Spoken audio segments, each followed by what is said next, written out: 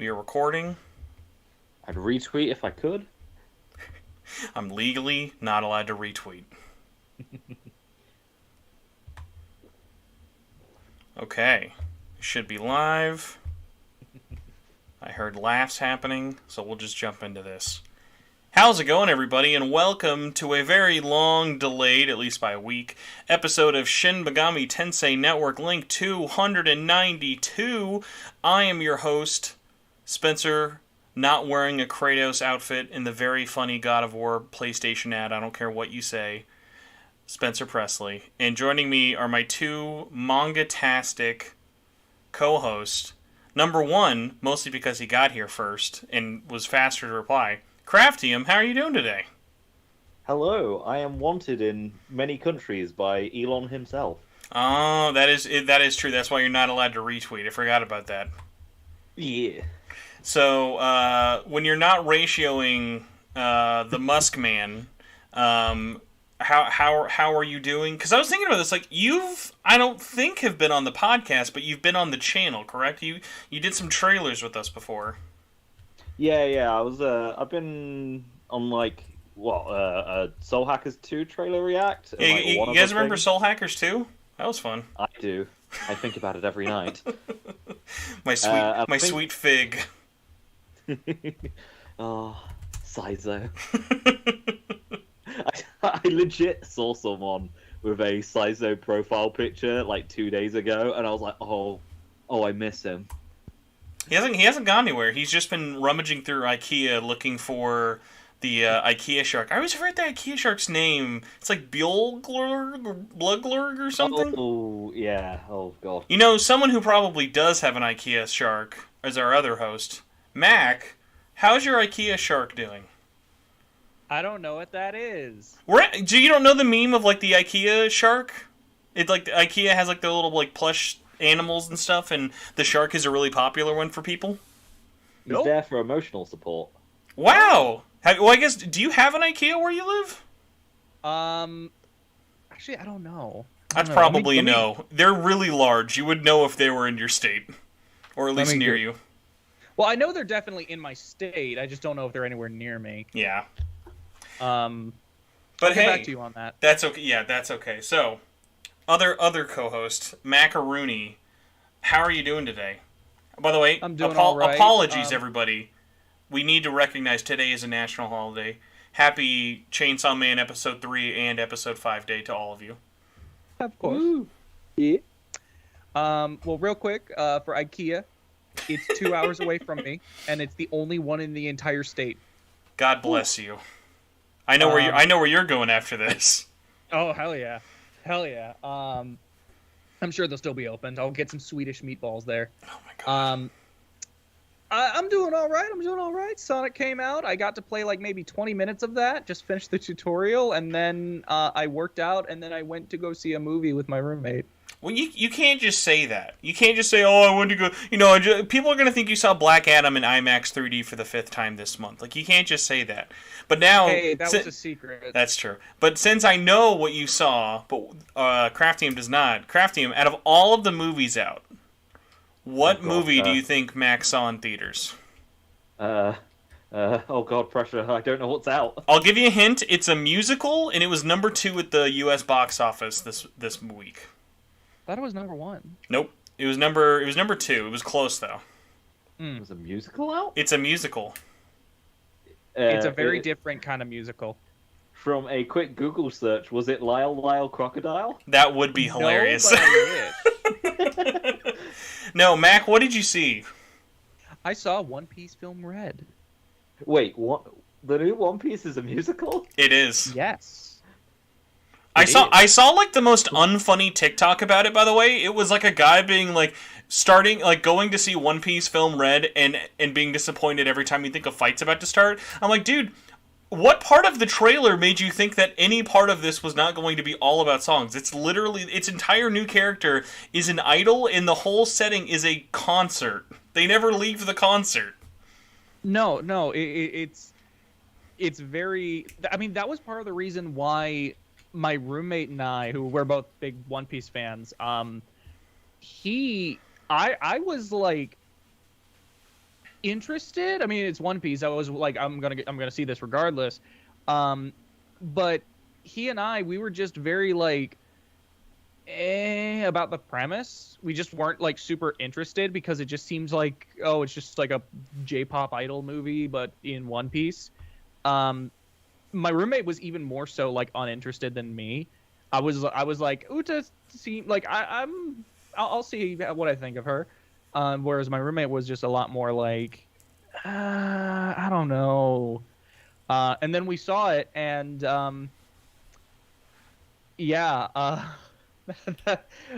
we didn't know what to expect. We had an idea, but we didn't know the full idea. And what we got was definitely better than what we thought. Okay, boy, I wasn't sure where you were going with that. I haven't heard anyone like say they hated it, and I've been like genuinely surprised. Like, all I knew was a lot of people coming out of Japan were like, I don't know, I like Film Gold more, but I haven't seen Film Gold. Like, literally the only One Piece movie I've ever seen is the original OVA, which I don't even know if you would count as a movie.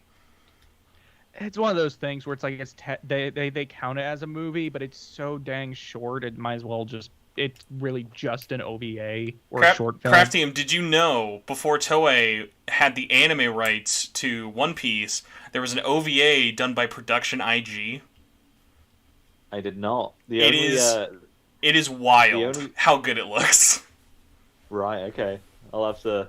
Because the only One Piece I've seen is when I was staying with some family friends, and he was showing his neighbor One Piece.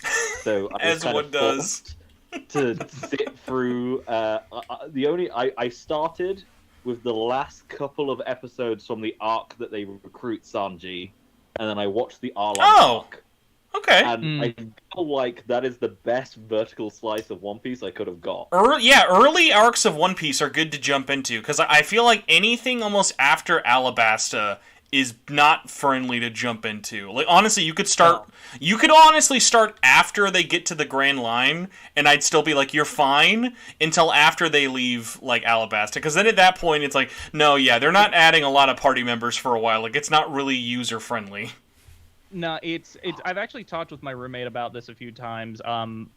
Looking into, like, if you wanted to try and, like, pitch One Piece to someone, or like give someone something to be like, hey, watch this, and if you like it, you'll probably like One Piece. And I think was it Strong World is a really good pitch movie in that sense. If you had to show them a movie, but in terms of arcs, like any arcs during East Blue, I think is totally fine. And then Alabasta, I as a kid started with Alabasta on Toonami. Oh, please! I was about to say, please tell me it was the 4Kids dub too. Of course it was. That's all they aired back then. No. Toonami did eventually get a couple of episodes. No, sorry, it was Adult Swim got Funimation dub. I don't think, Toonami died before Funimation dub started. I forgot there was a really short era where One Piece used to be on Adult Swim. But yeah, that was that's how I got into it with Alabasta. But anything beyond that, the world just becomes too big and too complicated. The world really expands, starting with Skypiea, even though Skypiea seems the most disconnected. Well, it's funny too, because like you think of even with the time skip arc, like even the time skip, like you think of something like Naruto or Dragon Ball, like a conventional time skip. You could give someone Naruto Shippuden or Dragon Ball Z, and they need none of that previous knowledge to join the show. Whereas like One Piece's like time skip arc it already starts confusing, and then with no context, I don't even know what you would be like absorbing from it. Yeah, no, One Piece, there's just not a good jumping on point beyond that first, 130 episodes. Well, see, the funny thing is with me with One Piece, and kind of getting into, like, our subject, but I do want to ask what you think I do want to know what you think of Film Red, though, because I'm glad you didn't hate it. I actually have seen very little. One Piece is one of those series I primarily read. I don't actually watch a lot. So that's why, for me, when I was like, for Film Red, I was like, I don't know. Like, I'm not committed to any of the English dub. Like, the Funimation dub is fine, but I'm not, like, I'm not tied to any of those characters. I'm way more accustomed to the 4Kids and the Japanese voice actors than the Funimation dub still. So, for you, I was curious, did you end up seeing it English or Japanese? What'd you go with? We saw it English because I watch it dubbed because One Piece is the kind of show where it's like I cannot watch this consciously. I have to like put it on the background. Oh yeah, and I get pay that. attention when things start really going. So the dub works best for me. Whereas my roommate, he watched sub, and because he was more down on Film Red, we were just like, yeah, we'll just watch the dub, and then the songs are in Japanese, so that part of the film will still be intact. But yeah, we watched it dubbed. All right, normal screen or IMAX? Normal. We didn't want to pay too much. We didn't want to pay too much money, not because we didn't think it was worth it, but just because we are cheap and didn't want to. I understand it, but I hope you understand. Like, for me, because I told you this beforehand. Like, my theater, I saw the earliest showing in IMAX I could, and it was an hour and a half late. And it wasn't an hour and a half late like, oh, they're talking to us and they're telling us, hey, there's something wrong with the theater. They just left us in a blank screen with no update for like over an hour. And we all kept going out. And we all kept going out there. But like, we all were committed. Like, no one was like, we're leaving. This is stupid. So, like, we were all committed to it of just like, listen, dude, we just want to see One Piece. We don't care. But like, as soon as it started, that opening song, I always forget. Is it New Genesis, right?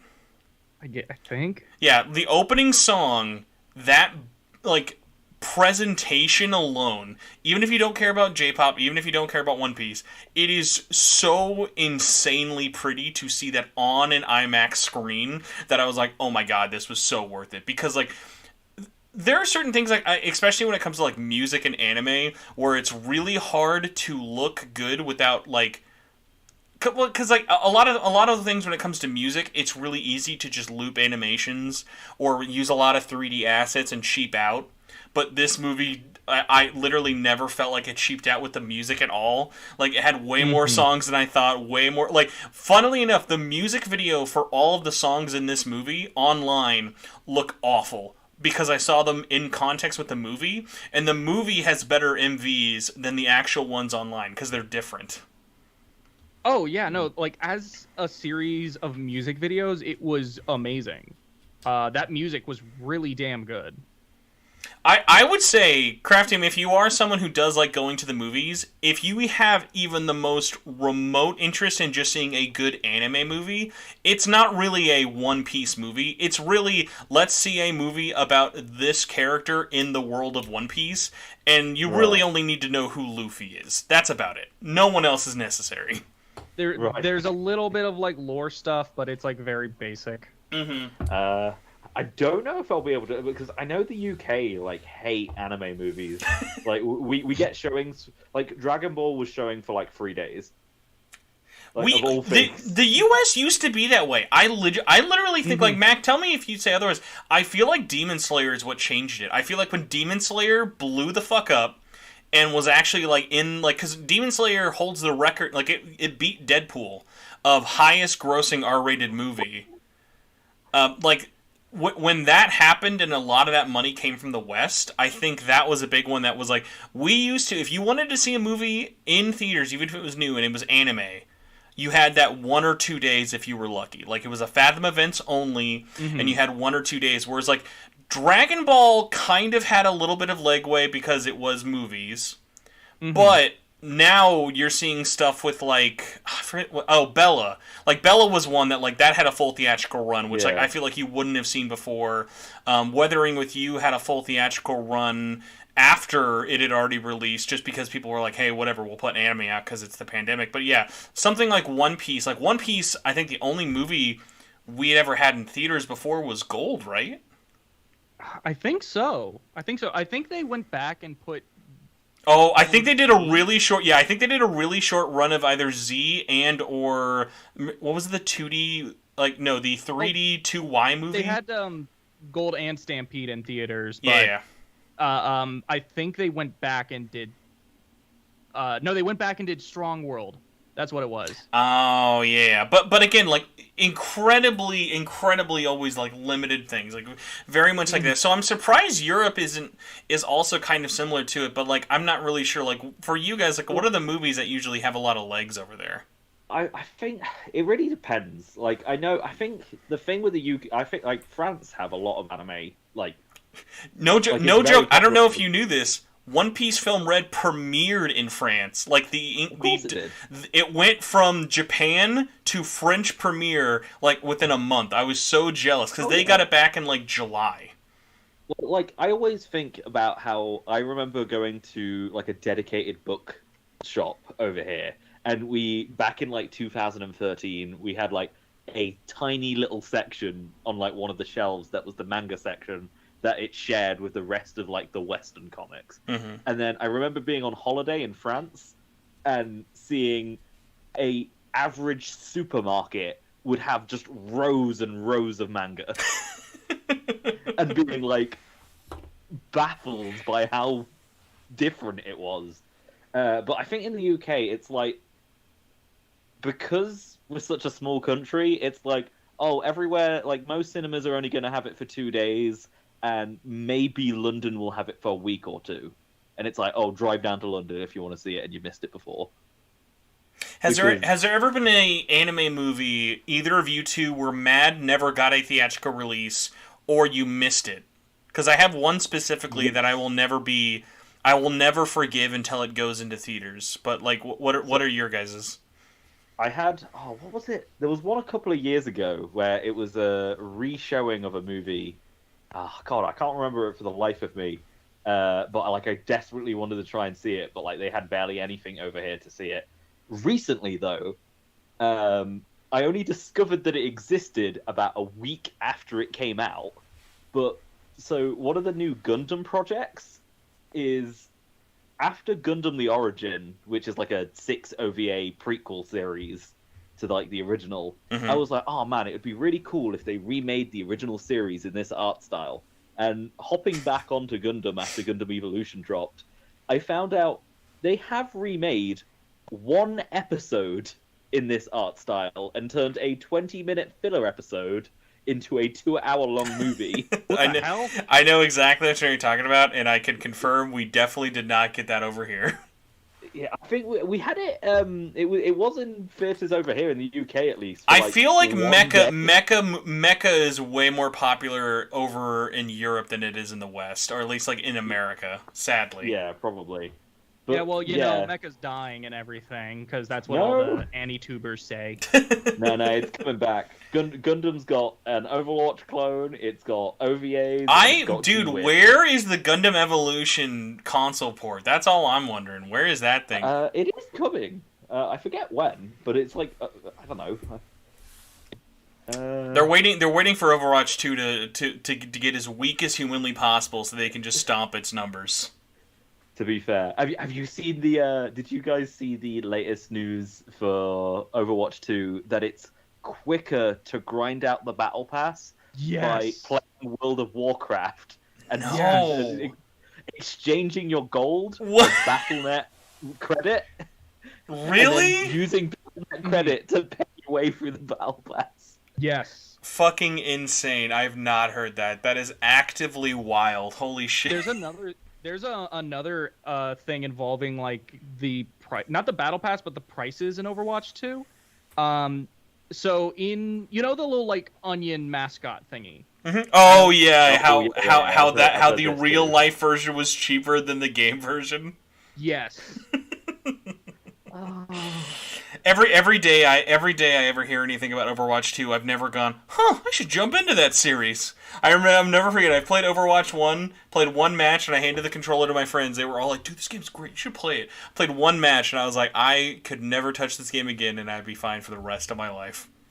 I would 100% recommend Gundam Evolution. I played the beta. The beta was super solid. That's why I'm like, where's the game? I know it's ready, but where's the game? It's not even an Overwatch clone. It is like a blatant rip-off. Mm-hmm. The UI is near identical, and as it should be. Take the good things. That's all I need. Give me Burning Finger, Overwatch clone, and I'm happy. Mac, unfortunately do not have any G Gundam in there yet. That's why it's not on consoles. They're gonna wait for the G Gundam update. They're gonna add the Sombrero mech, and then everyone will be happy. We have a couple of alt universe ones. We got Barbatos and we got Turn A. So Mac, you like Gundam, right? That's the thing. I really like Gundam, and I'd want to get more into it. It's just I've never gotten around to like really sitting down. I've seen a few Gundam things. I bet there are many games you would love to play from Gundam. Gundam has so many great games. For the most part, the Gundam stuff that I'm interested in the most is the UC stuff. Mm-hmm. Yeah. But like I've just never gotten around to it. It is a huge time commitment, so it's not like it's like One Piece. I'll never tell someone, "Dang, dude, how come you haven't started One Piece yet?" I know why you haven't. It's okay. I understand. It's another thing is at least when it comes to the early UC stuff, it's like a bunch of there's like the original Gundam, which is a bunch of episodes, and then there's Zeta, and then there's Double Z. And all that. You can skip Double Z. I skipped Double Z. Damn. I regret it, but you can. There's some good stuff. I understand, but I don't mind it. As long as you get the main. You can skip Gundam Seed. Just skip Gundam Seed, everybody. Don't worry. There's nothing good in Gundam. Like I feel like I have what sound like pretentious douchey responses to Gundam. Like, there's no Gundam series I've ever hated, but like literally Gundam Wing and Gundam Seed, I've always thought I've taken crazy pills. I've been like, I legitimately don't know why people like these so much. Of like, I get more enjoyment out of watching like 0083 than Wing. Yeah, I think Wing is like purely nostalgia. It's like, I think most people who have like jumped deep into Gundam have gone, yeah, Gundam Wing is not. Maybe it's like a Final Fantasy VII thing where people started with Wing, where like I started with OG Gundam, so like that was my I have more nostalgia for like that first origin than Wing at all. Yeah, that's kind of from everything I've always heard. I've always heard that Wing is bad, even though that's the one that I'm aware of it with. I don't think it's bad. It's just like I mean, I have weird opinions. I think Final Fantasy VIII OG is better than Final Fantasy VII OG. Like, it's just a thing of like, I think it depends on what you grow up starting with or liking, or like I would never say, oh, it's not worth watching. Like, listen, Gundam Wing's movie, was it Midnight Dance or Midnight Sonata, Midnight Waltz? Something Waltz. Yeah, Eternal Waltz. Like it's a beautiful anime. Like, it's really like it's 90s as fuck. Like, but it's just one of those things where it's like I'm 20 years on from it now, and I don't look back and I go, God, dude, we need Gundam Wing 2. There is there's a series of audio dramas that is basically Gundam Wing 2. Yeah. But Mac, what about you? Was there a movie you're like, God, fucking can't believe I never saw this in theaters? Honestly, okay, so it's this whole thing where it's technically not even in theaters yet, but I already know I'm going to be missing it. Oh, don't say Ava. Don't say Ava, please. No, Ava. You're not going to see it? No, I'm not, because it's happening at the same time as my family Christmas stuff usually happens. Are you aware there is a earlier showing just for IMAX? They're doing 1 day only of the IMAX version of 1.1. Sorry, 1.0. 1.0? This is specifically the one. I've seen 1.0 before. It's specifically more 4. I keep saying 4.44. Oh, sorry. Yeah, sorry. I mean 3.1.0 is the one they're doing in IMAX on November 30th. I might try for that.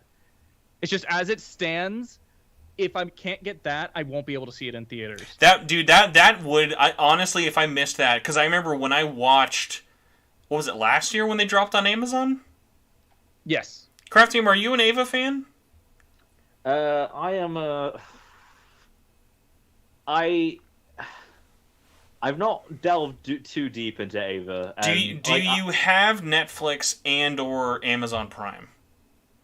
Yes. Just watch both. It's not that much of a time commitment. It still holds up. See, the problem is I have a little bit of a personal vendetta against Ava on the pure thing of if I have to hear someone say, you know, it was a deconstruction of mecha genre Yeah. as a whole, and that mecha's actually dead now because of it. Unlike other mecha anime, Evangelion is actually about the characters and not the giant robot. And I'm like, I'm going to strangle you. Listen, that's why. Would you like to know how I watched Ava last year? I watched it with my wife, who had never seen a single second of any mecha ever, and she just kept asking me questions, and we watched all the weird shit, and then we went, "What'd you think?" And she said, "I don't know. It looked pretty though," and we kept watching, and I was like, "Great, this is all I need from someone, just to sit down and absorb it like a sponge with me." Oh dear. Yeah, I'll say I'm not an Ava fan, but I am an Asuka fan. So I will say, because Mac, I don't know about you, when I watched 4.0 last year, the only complaint I had legitimately was like, damn, I bet this looks great in theaters. Like watching it on my screen at home, I was like, I'm doing a disservice to this movie.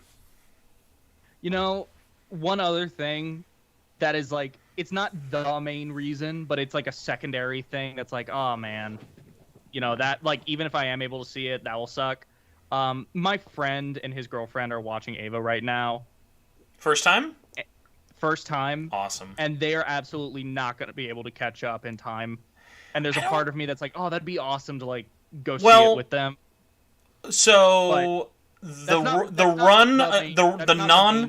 non-IMAX run is supposed to go for at least 2 weeks here in December. Well, they've been on episode 6 for like a month. So oh, okay, yeah, probably not. That's what I mean. Rip. So it's like, oh, that's like not the main reason, but it's like a bonus. Like, oh man, that'll bum me out.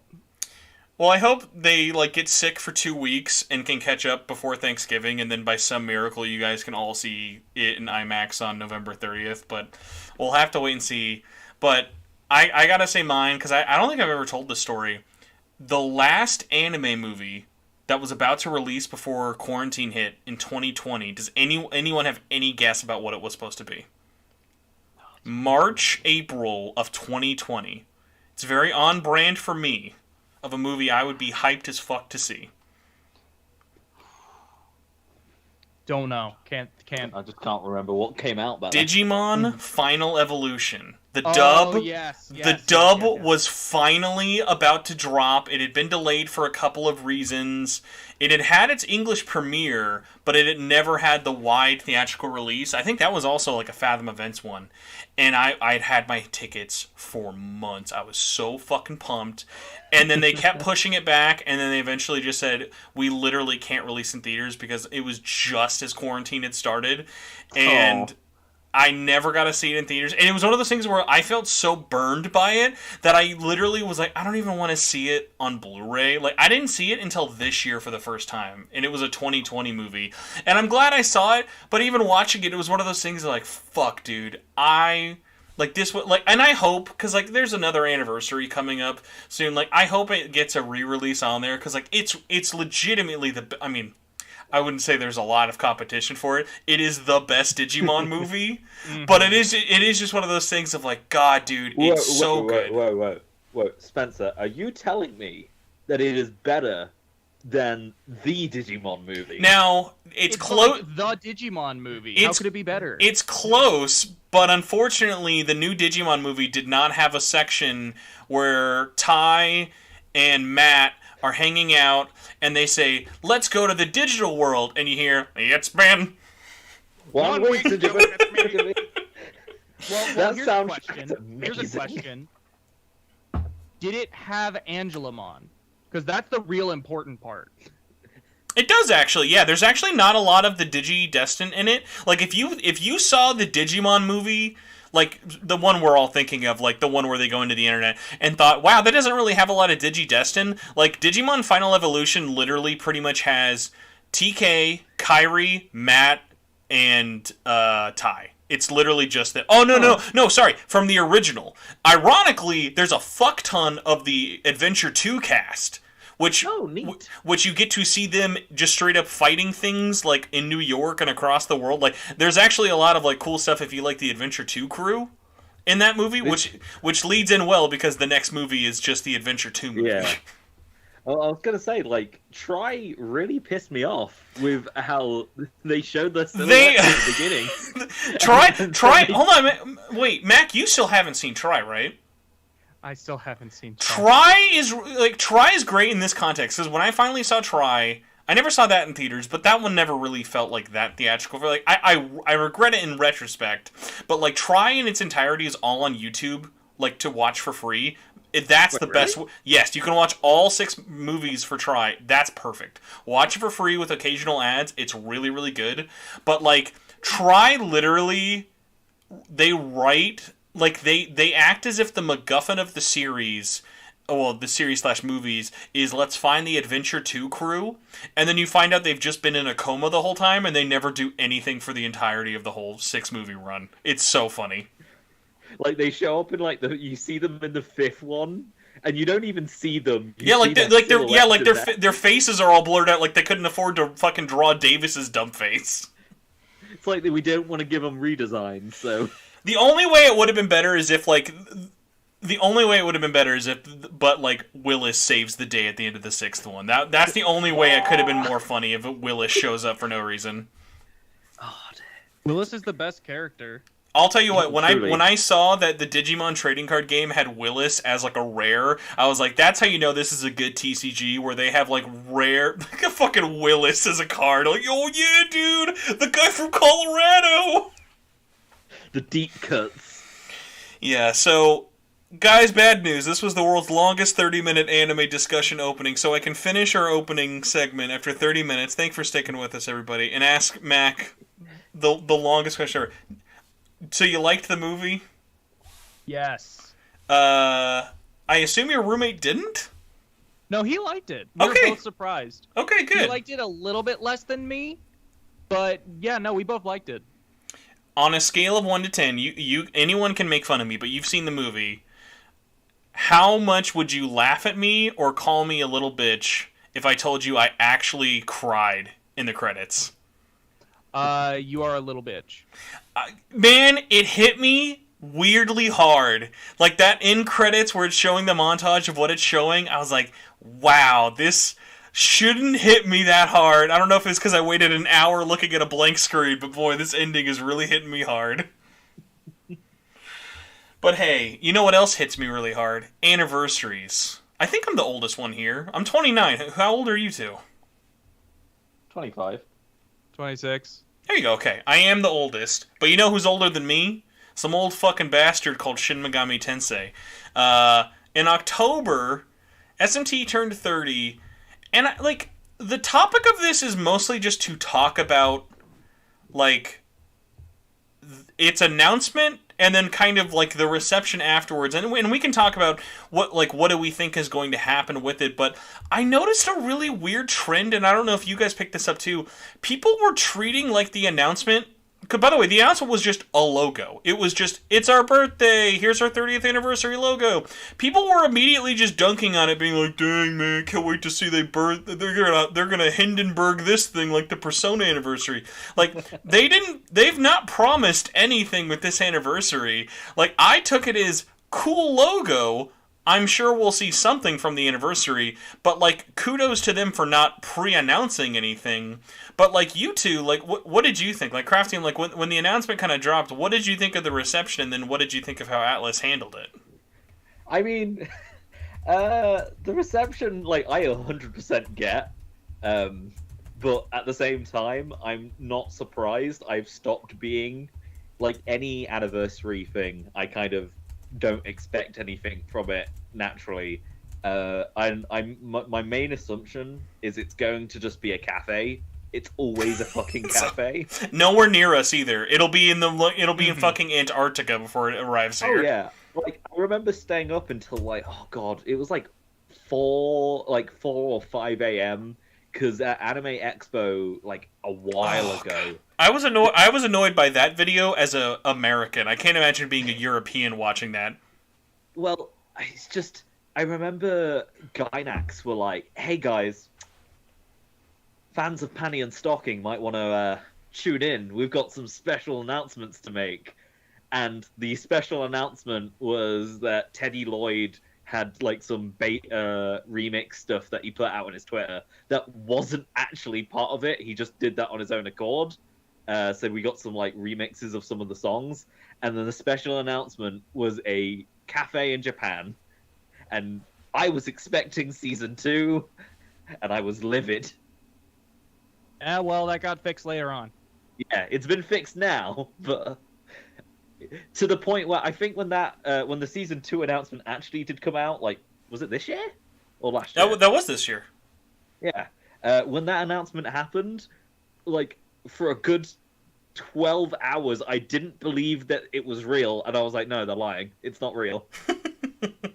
Honestly, I think that was like 2 weeks after that announcement, in which like there was a tiny part of me, like, I know that's not how this works. There was a tiny part of me that was like, this just looks like they fucked up the announcement so bad last month they had to make a second season to make up for it.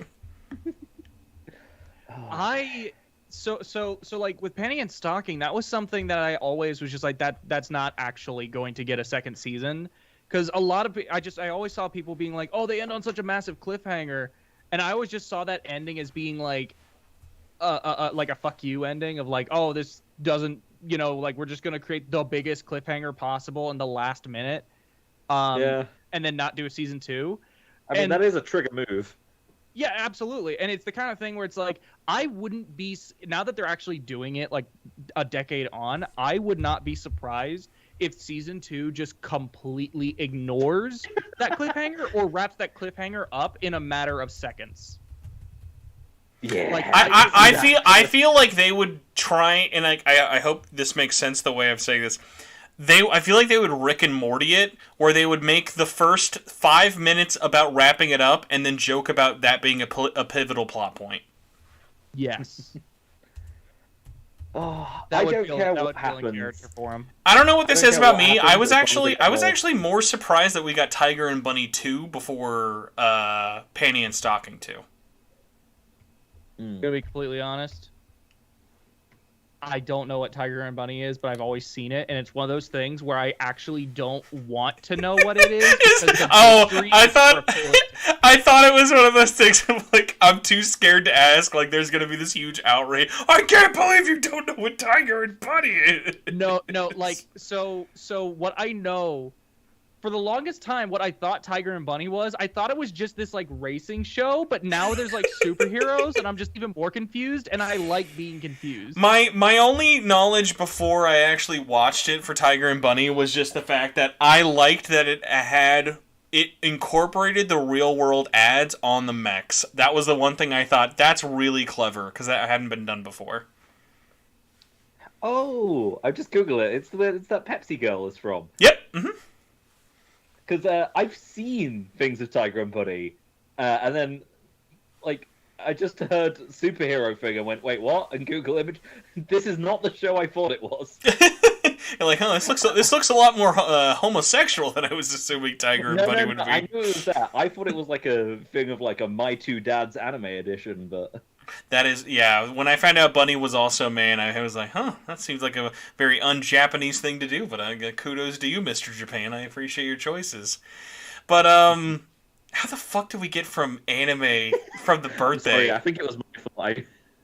I went into Panty and Stocking talk of the, yes, because of the anniversary. I legitimately was like, how the fuck did we get here for this? No, but your point definitely does make sense. Mac, what about you? Like, what? Like, honestly, like, I don't know if this just goes, like, my brain's been all over the place recently, like, especially this fall. Like, this announcement was less than 2 weeks ago, and I feel like it was 9 months ago of the 30th logo. Like, so where's your headspace at with it, Mac? So, I kind of came at it from the same angle as you, Spencer, where I was just like, oh, cool logo. I like it a lot. And then when I saw everyone, like, making the jokes and stuff, I was just like, I get it. it's unfair, but I get it because they weren't making any promises with this, unlike with Persona. This was just the celebration of it, and it was like, I get it. So I don't know if this is a fair comparison or a metaphor. To me, if you're making fun of SMT having a terrible 30th anniversary just because Atlas did a terrible job with Persona turning 25, that's like making fun of a kid who had a bad birthday party that his parents ran for him last year. It was like, dude, Brian's birthday fucking sucked last year. I bet his fucking birthday this year is gonna be fucking trash, dog. Because, like, no one creatively involved at Atlas in terms of like the products, like the games and the IP, like in terms of the people who are making these like games or these different things that are in the universe, none of them had any say of what the fuck was happening on the Persona 25th anniversary. Like, realistically, Persona 4 Ultimax, Persona 5 Royal, and the 2 ports we're getting in 2 months for 3 and 4, those are good. That's a great way to celebrate an anniversary. Handled terribly. Like, so again, it's not like they were putting out fucking dog trash on their anniversary. They were just handling it like dog trash. Mm-hmm. But I do like that idea of, like, imagine a friend group being so shitty and toxic that you like gave shit for someone's birthday. I can't imagine that being a thing. Like, unless like someone's birthday gave you actual food poisoning, I can't imagine ever lording that over somebody without just seeming like that's like some It's Always Sunny in Philadelphia shit of like lording over something so out of your control to somebody. Well, honestly, actually, now that I think about it, I think an even more like apt comparison than just like, oh, last year's birthday is your little brother's birthday. Yes, it's not even like so it's Persona's 26th anniversary got announced. It's like, yeah, dude, your fucking little brother had a shitty birthday party at Chuck E. Cheese where we all got fucking gonorrhea somehow. So now your birthday at fucking Buffalo and Wild Wings probably is going to give us gonorrhea times 2. Okay, no, it's like we don't even know that it's going to be at Buffalo Wild Wings. It's just, oh hey, it's my birthday. Twitter's just assuming it's at Buffalo Wild Wings. Yes. Okay, but to be fair, if you did get gonorrhea from somebody's little brother's birthday, I'm not going near yours either. You know what? Yeah, that's a good point. Who cares brings up a great point. This family sounds cursed. Now, like, to be fair, I'll say this. If this anniversary has a lead-up with an announcement of an announcement, and they fuck it up even half as bad as Persona, then every other announcement, you can be this skeptical. 100%. That's fair. If they fuck this up twice, yeah, okay, that's fine. Because, like, most people probably don't even remember this. Do you guys even remember one thing that Atlas did for the Persona 20th anniversary? Like, how they celebrated and teased it? Oh, God, no. No, I actually don't. Literally, it was just release P5. That's all they did. All they did was finally release Persona 5 on the 20th anniversary of the series. That's the entirety of what they did. They did have that soundtrack collection, didn't they? Because that was like alongside P5, I remember. Yeah, but I wouldn't count that. Like, that was more of a thing included with the collector's edition that was still tied to P5. Like, was it a... Yeah, it was a collector's edition thing? The Japanese collector's edition, I forget the exact name, but it was sold as the Persona 20th Anniversary Set Collector's Edition, and that's what it came with. Okay. I thought it was its own thing. No. So, it is that thing of, like, they're usually pretty low-key, which then... Because, like, at least for me, and this is coming from someone I think I immediately jumped into, oh shit, I'm live streaming mode as soon as that website went up last year. Not because I'm one of those fucking, like, clip hype tuber people who, like, oh my god, there's a website, let's make 5 minutes of content into 30 hours. I legitimately was just excited because I think, who would be brazen enough to make a birthday site for make a birthday site for 7 projects and have 2 of them succeed? Atlas, apparently. Yeah. I'm still a little bit salty. I really wanted. I remember one of the Soul Hackers announcements was like very close to lining up with one of the Persona ones. Oh no, it was. If you remember, it was right before they announced the countdown. Right before the third announcement, which ended up being, "Hey guys, we're going to give Ultimax rollback 5 months after release." That was what it was before. So what my hope was that they were going to have a Persona announcement, and then midway through they were going to get hacked, and then like you'd have Ringo and whatnot come in and be like, "Yeah, we're taking over this joint," and have their announcement instead. God, that'd be really funny. It was one of those things where, like, legitimately the way they handled, like, because people can dog on. I always hate when people are like, "Oh man, Atlas just sends their games out to die." Like, I say the same thing about, like, I don't believe Square Enix purposefully under-marketed, like, Neo the World Ends With You. Same thing. They want that game to die. Okay, I don't, but I know people don't. But like, I'm in the same camp as Soul Hackers 2. Like, there was no extra amount of marketing that they could have done for Soul Hackers 2 that was going to make a considerable difference, guys. I'm sorry to break it to you. I agree. I think Soul Hackers 2 was just a matter of like, it wasn't a matter of the marketing. It was just a matter of like, the game itself. It was too based for everyone. It's just Like when I saw people being like, "Oh my god, dude, Square Enix hates this game. They're releasing it the week of Persona 5." Like, really? Like that? Like their Epic Game Store deal expiring on the year of a fucking 5-year-old RPG. That's the one. Yeah, this was what's ruining The World Ends With You, because it clearly was going to sell 100K otherwise. My problem is that they bloody shadow dropped it. Well, they literally have to. But the way those Epic deals work, when it's an Epic Game Store exclusive, like you're not allowed to be like, "Hey guys, if you're ready to not play it on Epic, you can look forward to it next week." But that's me. That's me. I get it. I know that's how most people are, but like the way those Epic deals work, Shenmue was the same way. There are so many games that are like that. Final Fantasy was like Final Fantasy. Yeah, because even that got shadow dropped. Because I was like thinking, like, didn't like Square announce the Steam one alongside an announcement, didn't it? Well, it was like a big event. Because it was one of those things of Intergrade first came to PC on there, but then like even when it finally came, it was shadow dropped along with like all the other like news with everything else with it. So, and again, comparing something like Shenmue and Neo: The World Ends With You to Final Fantasy VII Remake Intergrade, not super fair, because like people are gonna buy that, like they're gonna buy that even if it was on fucking like Newgrounds. Mm-hmm. True. I don't know. Neku's iconic in my opinion. Listen, if at some point, like I've said no to Neo: The World Ends With You for like $12 in front of my face. I'll be like, "Nah, dude, even for that price," I'm like, "No, I'm good." Like I'll experience like it. I love a lot of things about The World Ends With You, but like it's not one of those series that I'm like, dude, I've got to like stop everything I'm doing to play, because like it's very good, but it's like, guys, we've got to be honest with ourselves. The World Ends With You series is a solid B. It's not even a B+ series. It's a really solid, bad, wrong, fun.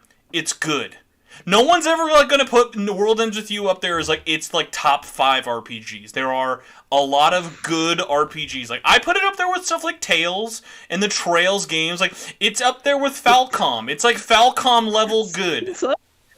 But they're all of my favorites. Listen, and that's fine. Listen, I live in the B tier. Kraftium, I spent a legitimate part of my weekend, my precious free time, playing fucking Valhalla Knights 3. I'm very aware that there are worse things out there and better things out there that I should be doing. I 100% get it. I binged Atelier Rorona like over the last 5 days, like. These B-tier RPGs are okay. Atelier's a weird one. Atelier until, like, the Sophie era was C-tier. Atelier was, like, C-tier until, like, Sophie. And they're magical. They're wonderful, little charming games. Now, no, I said the earlier ones, the stuff like Arno, the Arno games, I think those are high Bs. Those are high B games. Everyone play Arno Surge. But like, I don't know, like, Mac, tell me here, am I crazy, like, about, like, my assumption with like, the whole World Ends With You thing of just, like, it's good, But we can leave it at that. We can't act like it's the second coming of RPG games. No, I think it's great. But it's that thing, like, crazy. Tell me, okay, legitimately, you guys look me in the eye and tell me that you would say, like, someone has these 4 games in front of them, and you would tell them to play The World Ends With You instead. Well, I assume, I don't know, is Neo the more preferred one, or is the original? I'm gonna say... Nobody's played Neo. Okay, so let's just, for the sake of fairness, let's just say the original, because I've played that one. Let's say you have these 4 games in front of you. Neo is... God damn it. World Ends With You, whatever version you fucking care. I don't care if it's the iOS version or whatever. DS, whatever. World Ends With You, Final Fantasy VII Remake, Xenoblade Chronicles 3, and Dragon Quest 11. You're going to have those games in front of you and say, yep, you need to play World Ends With You first. What were those games again? I only heard Xenoblade and... So the other 3 besides World is Xenoblade 3, Final Fantasy VII Remake, and Dragon Quest 11.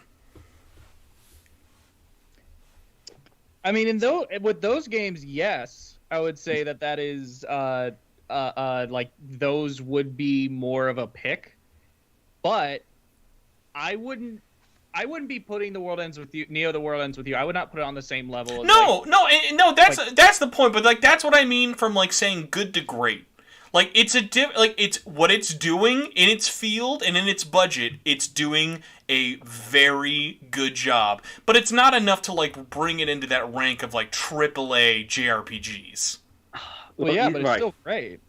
Spencer, I will admit I am a filthy hipster, but I will always recommend the B-tier RPG over whatever AAA stuff has come out. I think AAA stuff is cool. It's nice. But I just like the soul of something that's a lot more cheaper budget and less. Do you guys know Do you guys know that saying of like swimming in sevens? Yes. I love Easy Allies. Okay. That is Sonic. So I appreciate a 7 more than an 8, if that makes sense. Like, give me something janky with a lot of heart, like a Natural Doctrine, and I will remember that more than your most competent B-level Gust game. Fair. Because it's one of those things where, like, I remember... Like, it's almost like something about the jank with what it's trying to do makes it more memorable to me than those, another reason I'm not in a huge rush to play Neo was, like, the demo didn't really, like, wow me too much. But it was also, like, I know it's not going to try and do anything that crazy. It's not trying to redefine anything. It's just being the next kind of step for this world and stuff. Well, like, honestly, as soon as I knew that Neku was in Neo, I was like, I'm less excited. Yeah, I guess. But, I guess the way I see it is I could recommend something like Final Fantasy VII Remake to someone. Something that has been so influential and so many people have copied it or, like, taken, like, its message or... not copied it, but, you know, it's been an influential thing, so there's a lot of stuff like Final Fantasy VII in a lot of different ways. And you can walk away from that being like, oh, yeah... environment is important, big companies are bad, or you can go into the original World Ends With You and understand what that title actually is. And I know lots of people who either, like, I know like 2 or 3 people personally, and I've seen quite a few people online who have been like, yo, The World Ends With You really changed my outlook on things, and that story is like something else. Like, do you think, like, is saying something like Kingdom Hearts is always and will always be a better and deeper series than World Ends With You, is that, like, a blasphemous thing to say? A genuine question. Kingdom Hearts? Yes. Yeah, like, no joke. I seriously am like, oh, yeah, dude, I would trade the entire intellectual rights. Like, I would, like, if I could make Kingdom Hearts 4 come out next week, and the only trade-off was World Ends With You becomes an NFT series like Parasite Eve, I would do it instantly. I'd be like, yeah, dude. Spencer, Spencer, I would hunt you down. I love Kingdom Hearts. It's part of my childhood. Kingdom Hearts 2 is my joint first favorite game of all time. That game, that series, is incredibly shallow, but it is very good at tricking you into caring about it. And clearly, you don't remember that My Friends Are My Power. My friends are my... Hold on. Who cares? This man just wants Sora feet pics? My interest in Sora's grippers has nothing to do with my opinion on games. Are you sure? Yeah. Can neither confirm nor deny. Oh, dear. But, wow. Let me just say, I should have known my World with You opinions might have been a can of worms. But, like, let's just say, agree to disagree. Also, I would like to say, Mac, I'm not sure if you've, like, ever played a Gust game, but I would be curious to answer this kind of off-topic question real quick before we move on. Carlos Hernandez says, what is a B Gust game? I would say, like, current Gust, like Atelier Ryza 2, solid B. That's a solid B, like, RPG right now.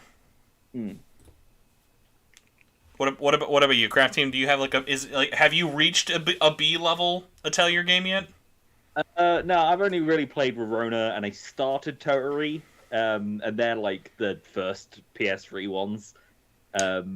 Mac, I would love for you to like tell me right now. This is when you're like, I don't even know who Gust is. What is this series? I got Knights of Azure for like £10 back in the day. Before Knights of that's a C. That's another C one for sure. Like I like Knights of Azure. I like Blue Reflection. Those are C level games for sure. Knights of Azure, I like. That game is trash. I love it. It is a D+. I actually legitimately think that like the only reason Blue Reflection came back is because someone at Koei Tecmo had blackmail on someone. Because I'm like, when I saw like that came back and had a spinoff and a like iOS game, I was like, this shouldn't have happened.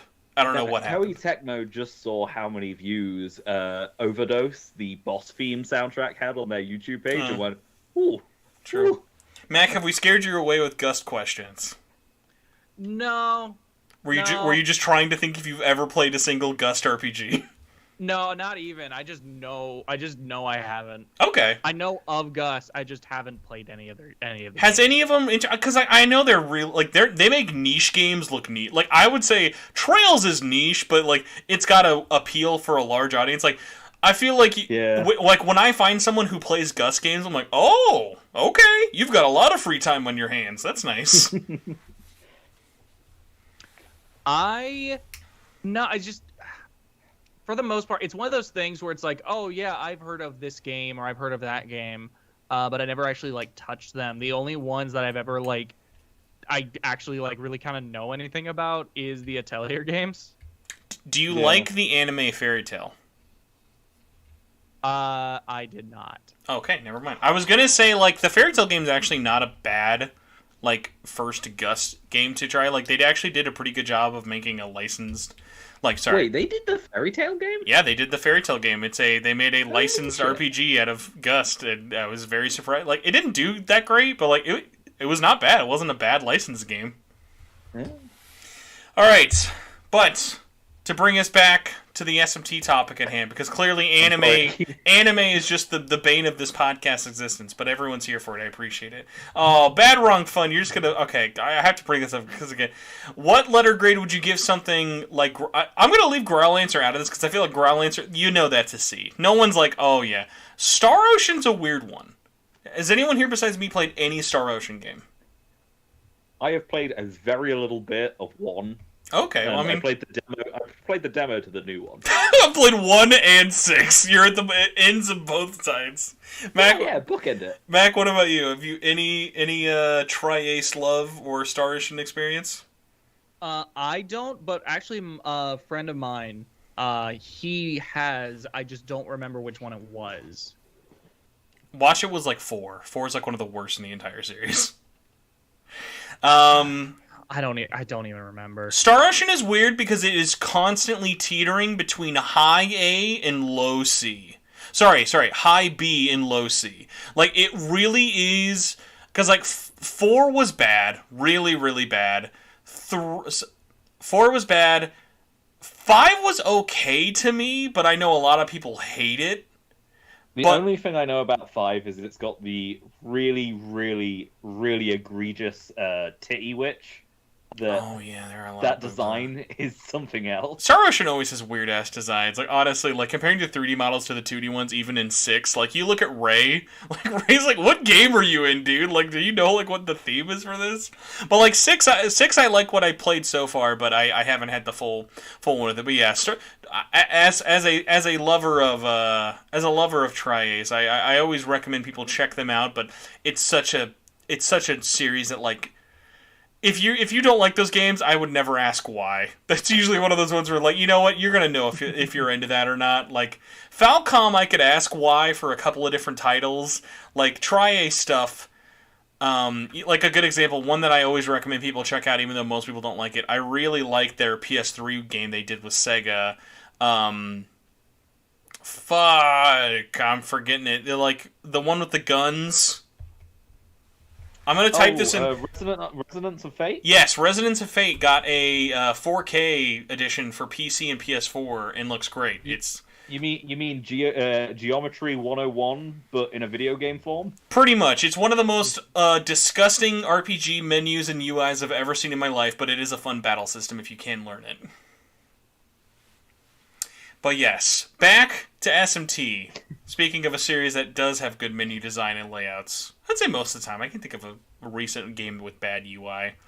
Real quick, I just before we get away from it, I was just checking. I pulled up the Star Ocean Wikipedia page, and I was just pulling up the different games to try and see which one it was that my friend played. Yeah? It was the fourth one. Oh, called it. Called it. It was the fourth one. Also got a 4K HD version for no fucking reason at all. Square Enix was wild, man. Sometimes did you know there was a 4K HD version they did for fucking... What was that 360 game that was exclusive to them for a long time? Like The Last Element or something? Last Remnant? Yes, The Last Remnant had a 4K version. And I was like, And I was like, you'll do that in 4K before Final Fantasy 13 is an actual crime. Well, Spencer, you know why they did that, don't you? It was such. It's that they ran out of their Unreal 3 engine license. Oh, yeah, I forgot about that. An Unreal 4 version. I forgot about that. They called it a day. Man, dude, only reason it exists. RPGs are wild, dude. Like people don't really like. I don't think people like. I hope someone like listens to this and is like, I've heard like you're like I'd have never even heard of the words Tri-Ace until today. I hope like someone learns something crazy. But yeah, so going back, I asked everybody in chat. I was like, hey, what are you expecting, or what do you want to have happen during this anniversary? And I want you guys to try and think of like one thing. That's not, like, crazy. Like, don't say SMT6. Like, think of one thing you would like to have happen on the scale of what we got from Persona out of SMT over the next 12 months. And I'd be curious what you say. Kane says, perhaps an announcement or a remake or a remaster of a previous SMT, except 3, thank you. Maybe a director's cut for SMT5. I'm still in the camp of, like, I don't think... Like, obviously there's enough content they definitely could add stuff to SMT5.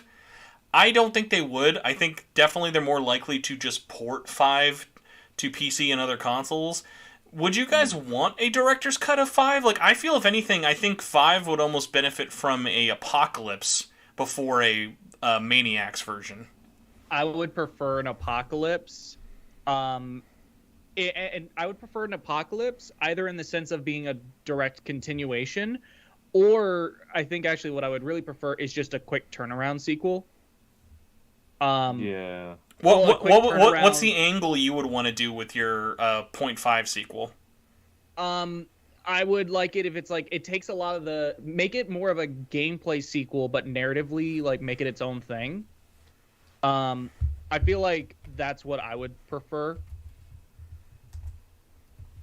Not to say that, like, I think the story of SMT5 is good. It's just the execution was just so dang rocky that it's the kind of thing where it's like, I could go I don't know. I could go either way. If they were to do, overall, I would just prefer an Apocalypse as opposed to an enhanced re-release.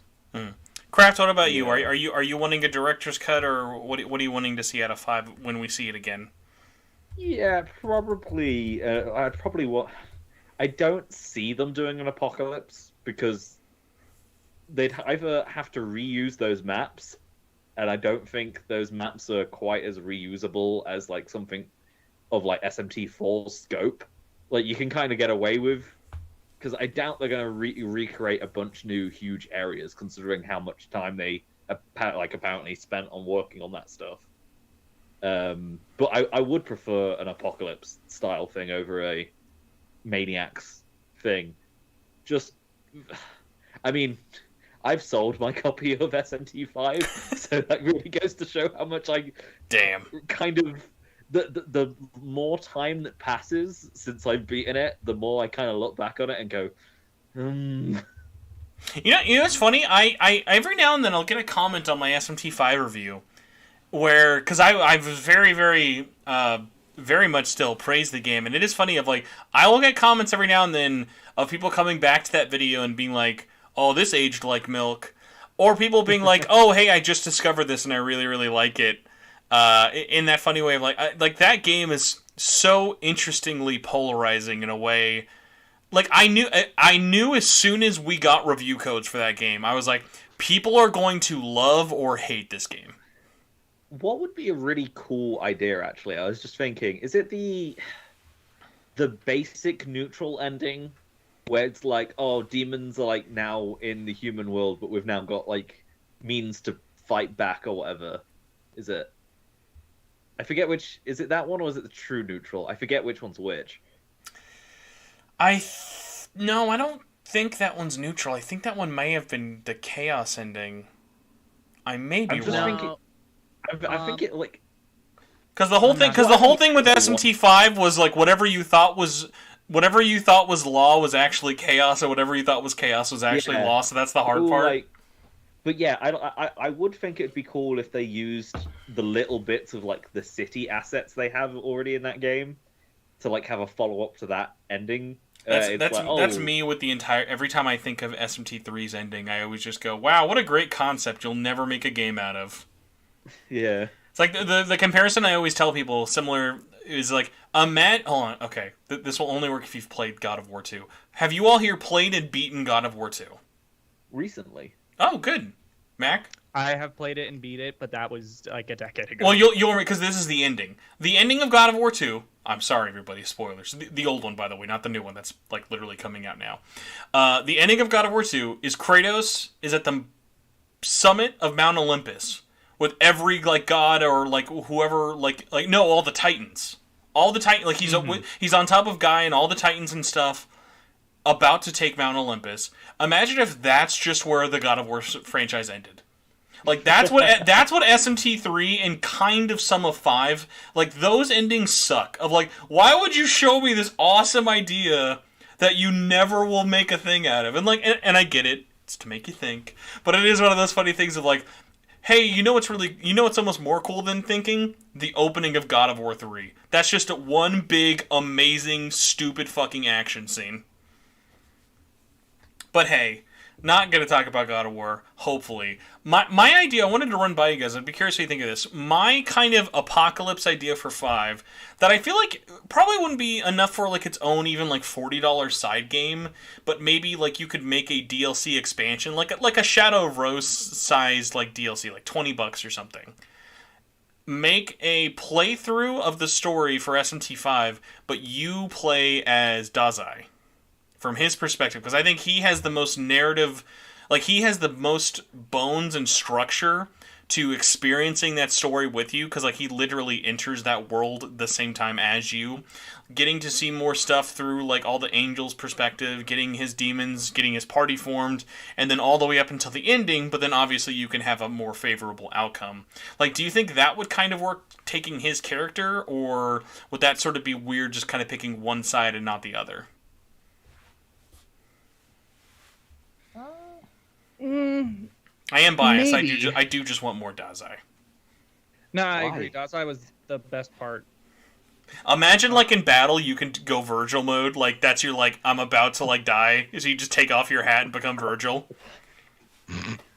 Whenever you're low on health, you slick the hair back. And you just, a little battle comment in the corner just says, where did his hair gel come from? How does his hair stay that way? Oh, that's I. But yeah, so, like, SMT5... I'm willing it into existence just with the little bit of knowledge I know from the PC version. I feel pretty confident this time next month you will either be playing this game or know when you will be playing this game on PC. That PC port it's creeping up. It's coming soon. Yeah. Any day now. It's pretty likely. I don't want to play it on PC, but I'm glad it will be coming to PC soon though. Mm-hmm. Let's see what else people were asking about. Carlos says, I would like SMT4 on PlayStation, Xbox, Switch, and PC. I totally fucking get that. By the way, same with SMT5. I personally get sad when people say I want SMT4 on modern consoles. Not because I don't want it to. It's just, I don't think people understand how expensive of a port that would be to make happen. Because yeah. SMT4 is just, like, so built for the 3DS. Not even in the sense of using the dual screens. Like, you couldn't get away with having a game with, like, 5 fucking 3D models and the rest just being a bunch of Super Nintendo sprite rips. Like, that game looks ugly if you try to just make that a normal console experience. I would like the idea of they just use PNGs of all of the demon art, but I think that would probably look even more It's just like the warp effect on it. That looks like so bad. Like if you remade it in 3D, I think that legitimately could be a game with a bigger budget than 5, and I know Atlas is like, that's not going to be worth it because 4 is not a huge seller for them. Is it not? No, like it was. Okay, 4 at the time was not enough to get them out of bankruptcy. Well, of course, yeah, that part. Like, it's not 3 sold more. Like, here's the big one: 3 sold more and was a cheaper game to make. Other projects, like the only reason we got, like, honestly, Apocalypse, I'm always more surprised was a thing that we got to have happen, because a lot of these projects that were like the enhanced version on the 3DS era, they took so long because the teams were so small and they were trying to reuse as much as humanly possible. So like, I'm always kind of surprised about how much more content was in like how much content was in those compared to everything else, but like trying to like make those things look good on a screen that's not like 480p on a 3DS, like I just don't know how you do that in a way that doesn't like blow. Because like, let's be like, even if we're being realistic, like how do you HD remaster 4 without going over the budget of, let's say, SMT3 HD? Like, what would you guys do to try and make that a cheaper port? Oh, there's not really an awful lot you can do, I feel. Like, as I said, like, you could replace the sprites with, like, just the character and demon art, but that would probably end up looking worse. Because other than that, like, let's face it, like, you put SMT4 in an emulator, these are PSP I wouldn't even say PSP. Like, that's almost like an overstate. Like, those models are not even like good by PSP standards. Also, I say models. I mean model. It's just Flynn. Yeah. That's why we were so shocked when you see when you see Yahweh in 3D. You're like, whoa, this game can afford more than one model. Whoa, this is fucking insane. Like, yeah, I don't see any of the 3DS games coming. No, I see every one except 4. That's the fucked up part. You could do Strange Journey. I don't know why you would, but like, for the love of God, Soul Hackers would be great. Like, Soul Hackers would have been a great downloadable title to put out leading up to 2. Like, Devil Survivor, please. Like, that game with those, like, because all the drawn assets would look great in 3D. I mean, it would look great in 2D. Devil Survivor being like purely 2D, I think you could get away with, but like anything that has the 3D like dungeon crawling, like Strange Journey. Actually, no. Persona Q and Q2 maybe is like a Switch only release. No, those will be on consoles. I believe those ports would go on consoles. Well, I think the first thing they need to do is figure out how the hell to get Etrian Odyssey working on a console. It's not as hard as people try and make it seem. Like it'll be clunky, but it's not like it's going to be that hard. But like Mac, like for you, like where are you at for the 4 either remake or remaster train? I think it's possible. I think it's possible to remaster it. Of course, you would have to go in and update some of the models, but I think if you took an approach more similar to, at least in terms of like updating the environments and the models, if you took the approach of like Crisis Core HD or whatever, I think that would work. In terms of hold on. Crisis Core is straight up just a full ass remake. Yes, I know, but give me a moment. Let me speak. When it comes to the sprites, well, first off, with Crisis Core, that's a full game of 3D models. This is, as you guys said, the one model and environments. So it would be a lot easier and cheaper to do to make that look good. And then when it comes to the sprites, I think you could absolutely do these sprites. You just have to like refine them. I don't know. I think it's a lot easier than you guys made it out to be. But I guess I worry because like I understand the idea of like let's get a small team because God knows Kaneko's not touching anything. Like let's get a team, not even Doi. I don't even think Doi would want to touch those sprites.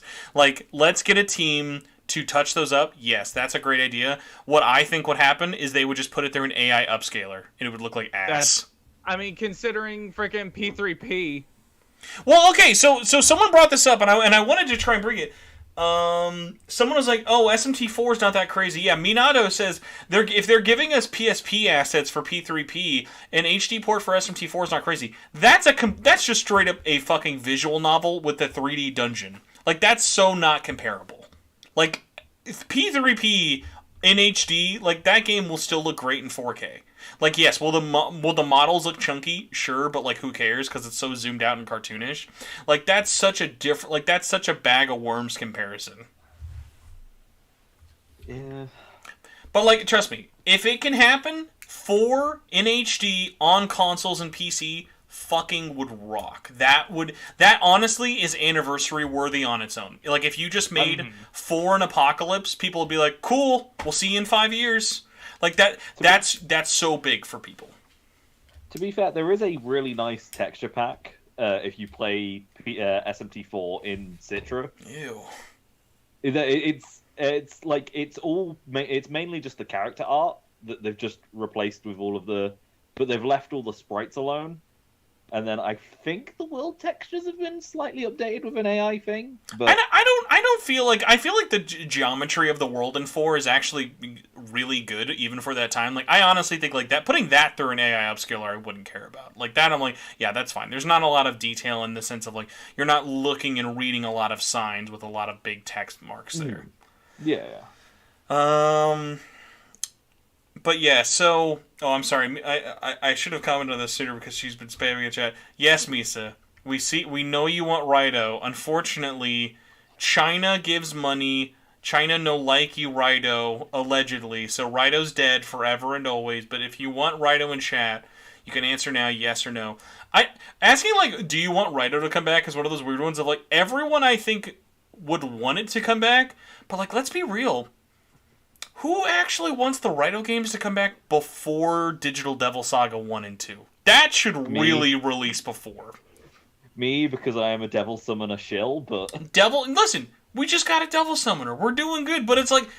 I need more, Spencer. DDS is the better game. I don't know if... that's not a hot take, right? People know DDS is the better game out of the duologies. I will say, I think DDS coming back is... I feel like it's more likely, just in the sense of it would be a lot easier, but but because it already has like, you know, voice acting and everything, you don't have to go in and add that in. But I feel like Raito would be more. I feel like Raito would be more interesting to me because they would be having the addition of like, oh, they would absolutely go in and add voice acting and stuff.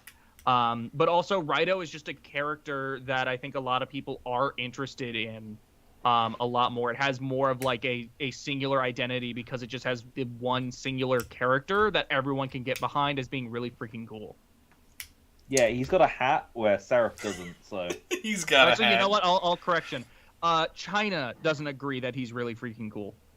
And neither does South Korea. Yes, that too. Can people keep really tweeting at Atlas, please, to like fucking get those costumes in P5R? It still makes me upset because the only reason they're not in there is because they know people won't put up enough of a fuss, and I hate that they're right. Yeah.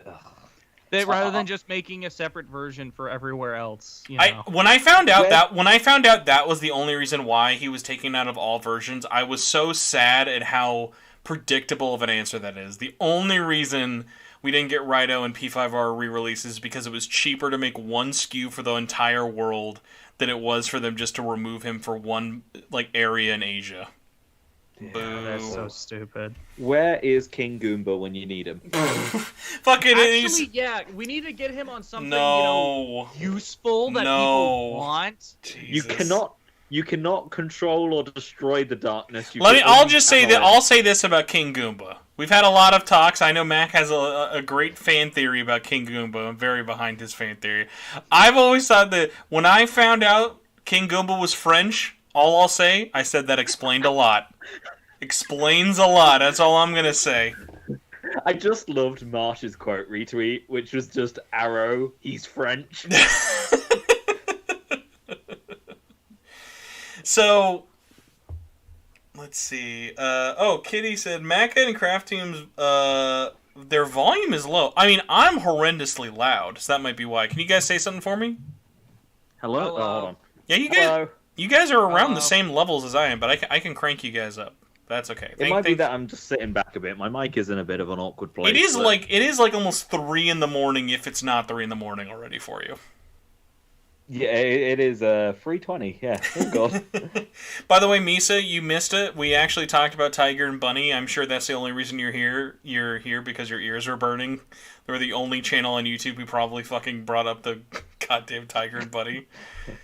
But yeah, like so, I think DDS duology. That's like my pick. I would say just because they already have the engine. It's not even an engine. It's fucking Unity with a PS2 emulator. But you know what I mean. Like they can learn the lessons from Nocturne HD, and that I think.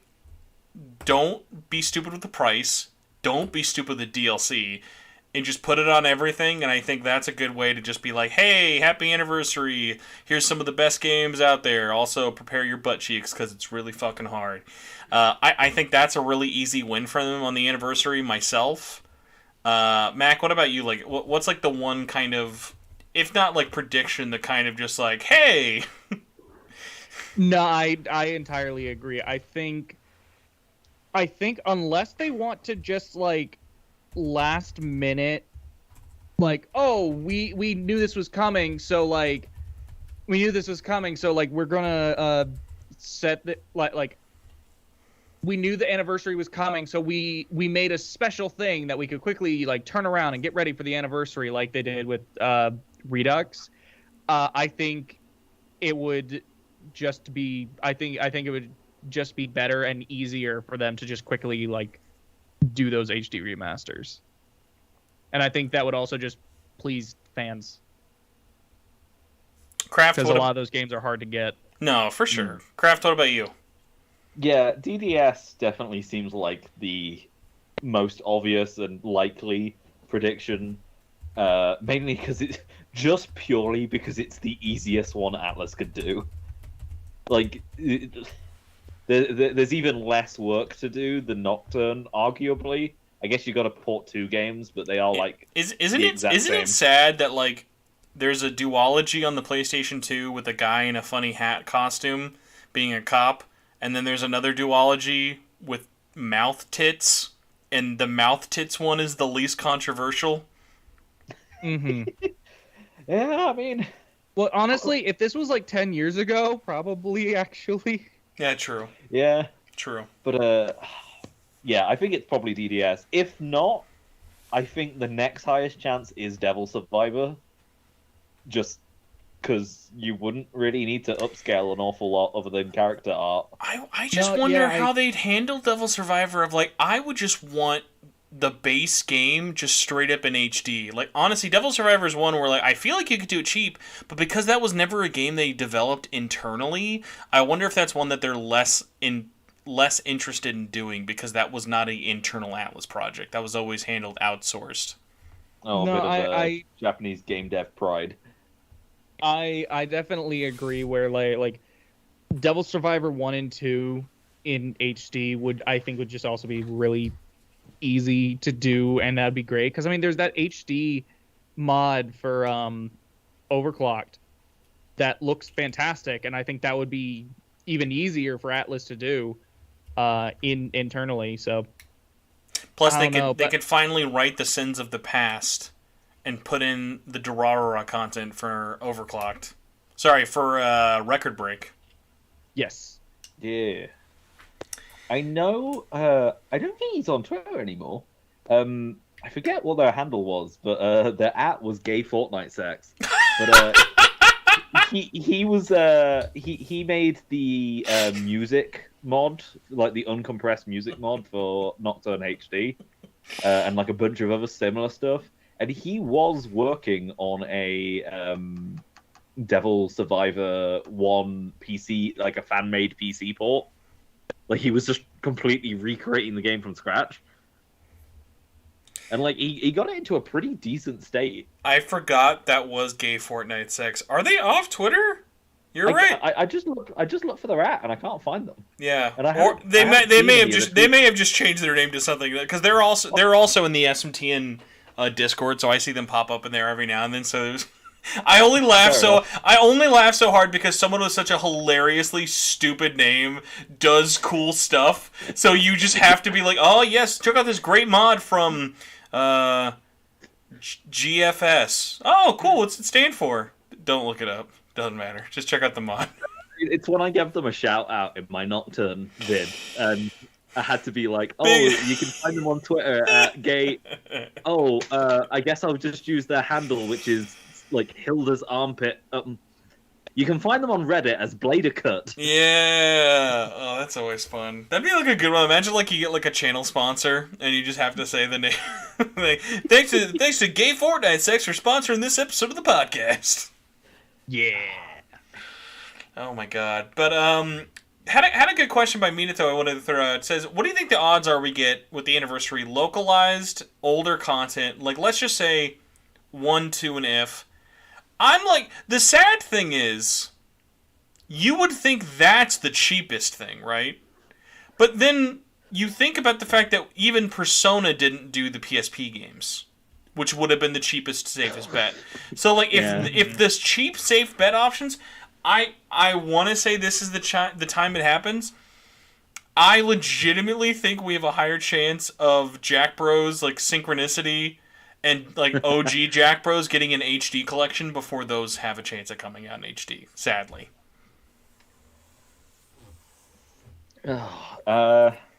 Yeah, probably. I think, you know what? We have a slightly decent chance. Not a decent chance, but there is a bigger chance of getting the Last Bible mobile games. That's true. Getting translated. Those G mode. Those are definitely more like obvious. Oh, here's a weird one. Kind of in that same venture.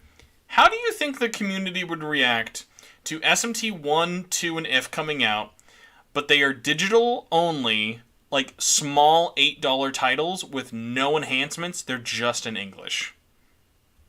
I'd be fine with that. I'd be fine with it. Okay. I think it might do okay, because like last time they did it, it was only iOS, and it was back when like the 3DS had just come out, and like SMT hadn't really blown up. Like Persona was just starting to gain some traction back then, and I think that's why SMT won on iOS. Well, part of the reason why it just absolutely bombed. I think it'd probably do a decent thing this time. I think a lot of people would buy it just for the novelty more than actually wanting to play it. But my Honestly, my worry though is I worry it's going to have that Ultimax effect of a digital release like that, especially if it's in an even moderately busy time, because 2023 is going to be really busy with games. I feel like that's a really easy one to just get drowned out, and then they're going to be like, "Oh man, no one bought this," and then never do it again. I just think that, especially if they have a new game coming out on a system, I think it's a really, really smart business move to re-release the older games on a completely different platform that audience for the new game is just not likely going to want to play on. I think that's a really smart business move. And when if it bombs, clearly that just means people don't want it. Mac, did you get the job at Atlas West that I got turned down for? No. Damn. Sounds like it. You're making the Atlas West decisions right here. Mm-hmm. I will say though, I think what might not be I think this wouldn't happen, but I think it would be rad if it did. If they just put out 1, 2, and If on the SNES online app ooh, in English, I would like that. But you know that what? won't happen. You could put that in a Nintendo Direct, and it would be like a big thing. Like, Mm-hmm. And to be honest, would it be to be big? totally honest, they've kind of moved on from. well, you could be like the never before released, and just by saying that, you can instantly be like, oh yeah, we can get a news headline out of this. Mm-hmm. Because like Star Fox 2, like nobody gives a shit about Star Fox 2, and people played it and they were like, "Oh, this game sucks." But it was like a big thing that they talked about when they launched that stuff. Oh no, that was with the SNES Classic, wasn't it? Either way. Oh yeah, no, but like it's basically same difference. We gauge. I mean, I'm excited to see what they do. I hope they continue to be very low key about everything. I think honestly, if they just have their list of 3 or 4 announcements, just shadow drop them all. Don't tease any of them, or if you do, tell everyone what it is, just so everyone's kind of on the same page. And I think they can get a lot of big wins by doing very little with this anniversary. Cause going back to, by comparison of how bad the last one was. Like, they could come out and just say, guys, we ported the Sega CD SMT game into English for the first time. And, like, we'll all fucking lose our minds. When's Gitan Megami Tensei, or like the PC 98? That would be a fucking Japanese like only announcement I could see coming out, like an Epic Game Store exclusive remake of Gaiten Tensei. I want the boobies. Oh, by the way, weird idea. Not weird idea. Weird PSA, because like no one's talked about this. The Sega Genesis Mini 2 is out now. Guys, if you set your system, and if you buy that, if you set your system to Japanese, you can play the Sega CD version of SMT1 on your system. All worldwide versions are the same. It's only in Japanese, but it is my personal favorite way to play SMT1. Huh. It's got voice acting, cutscenes, different soundtrack arrangements. It's really, really cool. And if you already have, it's got voice acted cutscenes. No shit. The original enhanced re-release. Yeah. Too hot for the GBA or PlayStation to handle. Also, one of the funny things that was handled by Sega before they were bought by each other. Neat. But I don't buy mini consoles. This was my coverage of the Sega Mini 2. I messaged my contact at Sega. I said, "Are you sending out review units?" They said, "No, we're not in charge of it. It's all coming out of Japan." And I said, "Thanks. Have a good day." That's because I was like, it's a cool piece of tech. I don't want to buy it for $120 because I know I would play it for 2 nights and then never touch it again. Yeah. But hey, you know what I touch a lot more than a Sega Genesis Mini 2? My Manga. penis. Wow, that needs to be clipped out. Why? That was That so perfectly timed, Mac. It's almost like you were like, I'm just, as soon as I hear him stop talking, I'm just gonna say penis. That was entirely improv too. I know I'm like 200 fucking episodes into this. No, God, 300 episodes into this show. I need a soundboard. Like, we could get some real stupid fucking sound clips to use on this show. But yes, you know what I touched that's not my penis? Manga. And we're an hour and 34 minutes into this hour and 30 long show, so spoilers, this topic may not go on that long, but it's mostly a PSA that I kind of want to pick everyone's brains about, and then we can talk about it in the comments below. But Udon has done the impossible, everybody. They are finally bringing out Shin Megami Tensei Persona 4 Arena Ultimax Suplex Hold into English, and also its prequel, Persona 4 Arena, the manga. I've known about this for a while, and let me tell you, the most I have a couple of things I know that aren't really big deals, but it's so specifically up my alley that I'm like, dude, I'm legitimately dying that I can't tell people this, because, like, I had a bit of a heads up that this was in the works. Because, like, as soon as Udon announced they were working with Saito-san on Persona 5 Memento missions... No, it's Memento's mission. Plural Memento, singular mission. When I heard Udon was doing that, I was like, this has got to lead to Ultimax. Because I was like, Ultimax's manga, it's one of those rare cases similar to Persona 1. The Ultimax manga wipes the floor with Ultimax's game story. Like, it's laughably better. At least in my opinion. And I was just like, any way this series can ever come out. I know, like, the chance was slim as hell even when it happened in Japan. And then the craziest thing is I found out it happened and we were getting Arena. Because Arena is done by a different author. It's a different mangaka. It's actually pretty popular as well. Both series, we're getting them all starting in 2023. We'll have them all basically, like, it's going to be like every other month you're going to get a new volume. Because there's only a few out there with it. I was really excited to see it public. I was so happy that other people were excited. Just because this was my biggest worry was by the time we finally got it, people would either just not care or be like, it's been too long, you know? And, like, I'm glad that wasn't really the case. But, like, someone I haven't talked to about it very much, Mac, what did you think when these kind of got announced? I know you don't really follow the Atlas manga as closely as kind of, like, other stuff, at least in terms of, like, the English, like, print side of it, but, like, how did you take the news, and does any of these series pique your interest? I was just like, cool. I hadn't really heard too much about it. It was when it was announced for the localization did I start to hear, like, oh, apparently, like, this is better. This is a better version of the story than the game. So yeah, I never really, like, was too, as you said, I'm just not too in touch with it, but it was one of those things like, oh, okay, cool. I will recommend, because I think I literally did this with Hiding in the last episode too, so apologies for the duplicate, but most people still have not read this.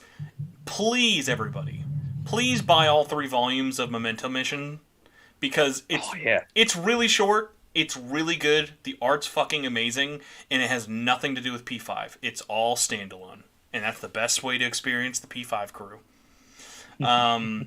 Please check it out. It's very, very good. Kraftian, what about you? I remember I messaged you. You were like literally second or third person I thought of when copies started leaking. I was like, I gotta share the good word. What did you think when I said, my brother in Christ, it's 2023 and we're getting Ultimax? My exact thoughts were, let's go! I believe I responded with.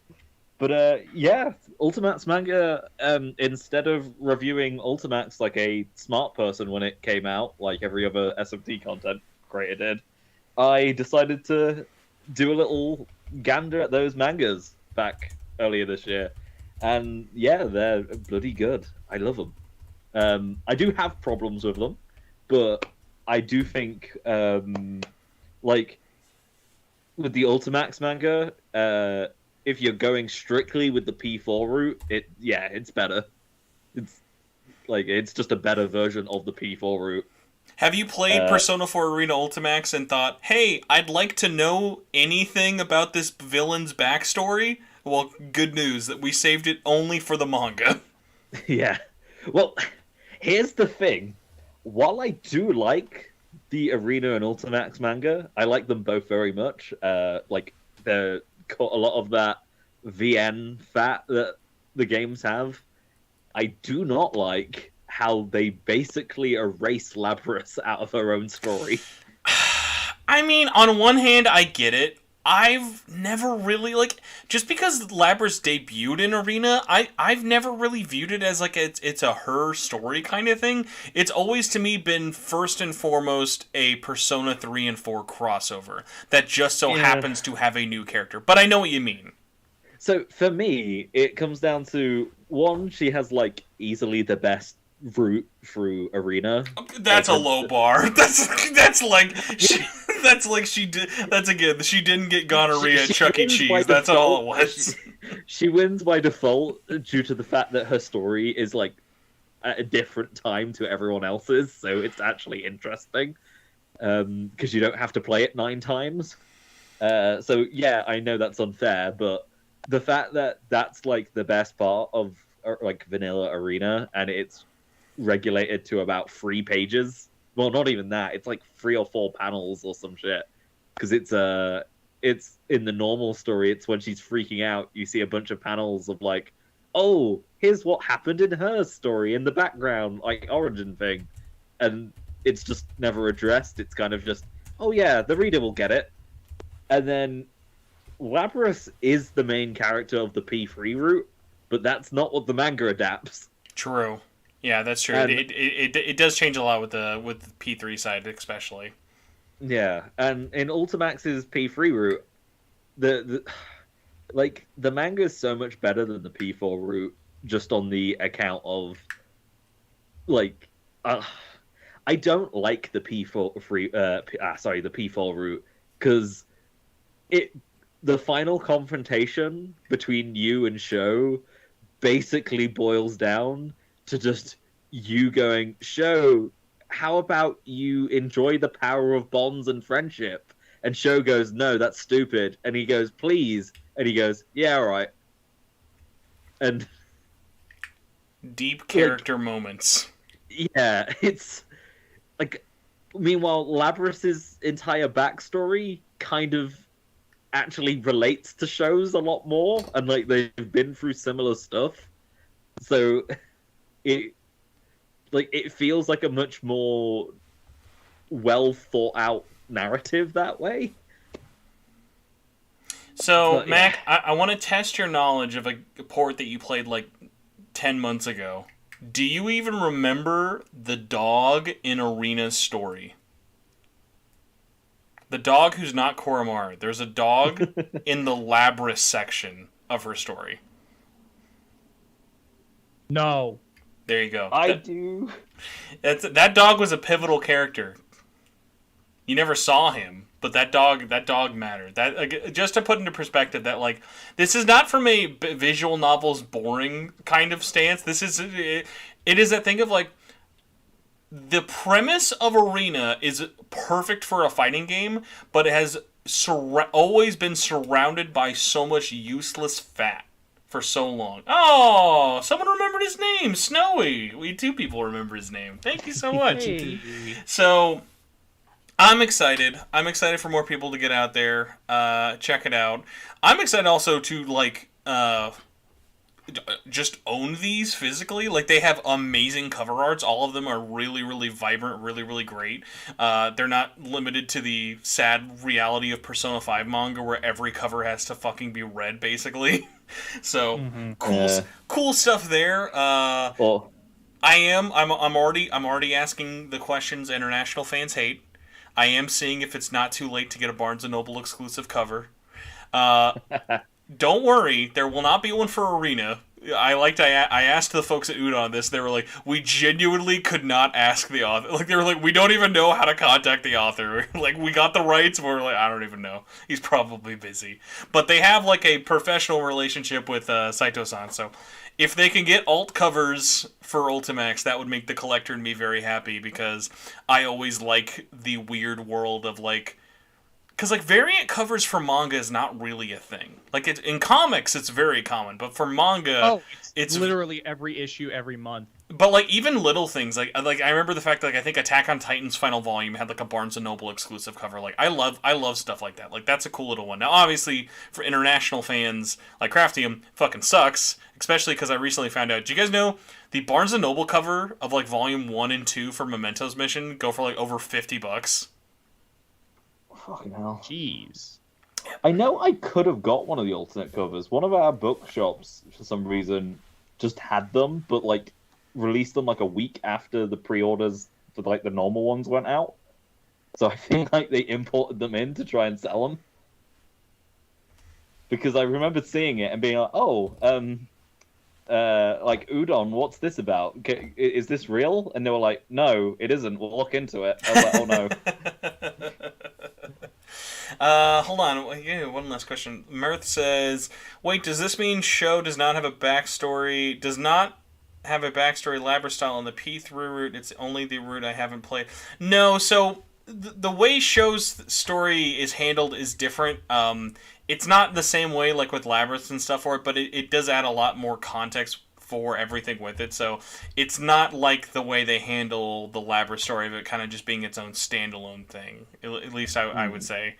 But yeah. It also integrates episode Krolpert into the actual main narrative as well, which is they had to because Saito-san is very horny for Adachi, as he should be. Understandably, like, yeah. Which, like, funnily enough, like, I always say, like, I don't know if both of you agree, legitimately, it is so mind-boggling to me that the DLC story for Adachi is, like, the only good, like, because it's a short visual novel story. Like, that's the only story that I'm like, yep, this was handled well. Yeah. Which, by the way, thank God that was free DLC, otherwise it would have been really sad that, like, the best part of the game's story was only locked behind paid DLC. Yeah, it would suck. But yeah, cool announcements. Once again, with all the other stuff, more of these older things getting announced is great. Because, like, obviously getting stuff like the current releases like Persona 5 is fun. It's nice that we're going back. Like, this is a almost decade-old manga that we're finally getting. So, like, it's really cool that, like, this still opens up those chances of, like, hey, we still have a chance of seeing stuff like Persona 1, SMT mangas. Like, I know I would love to actually finally have an English release of Con. Like, getting a full release of Con would be, like, actually insane. What do you mean? What do you mean? We have Con. Well, I know you 2 volumes of it. Yeah, the world. Thanks, Tokyo Pop. I appreciate you blue-balling me on the sequel to SMT If. Really cool of you. I mean, I don't know if I'll ever actually get around to it, but I do have, like, I think volume 3, 4, and 5, and maybe 6. Is it the French one or the Italian one? Okay. I have the French one because I know enough French / can use a machine translator. I have, like, got them and then used a hairdryer to melt the glue out and take all the pages out. And, like, part of me is like, man, I could scanlate it. I like to imagine that the French version of, like, SMT manga is just, like, French people in SMT. So it's like, oh, we got to get the demons. Oh, Foreman, how can you? So now we know the real reason why the Lonely Goomba will never be on our no, not the Lonely Goomba, the King Goomba. Lonely Goomba's the other thing. I would actually like Lonely Goomba to come on the show. I like his channel. Oh dear. But yeah, I want all of those old mangas. There's also like the Margin Tensei one. There's a lot. There's a lot of really good. I also someone brought up earlier.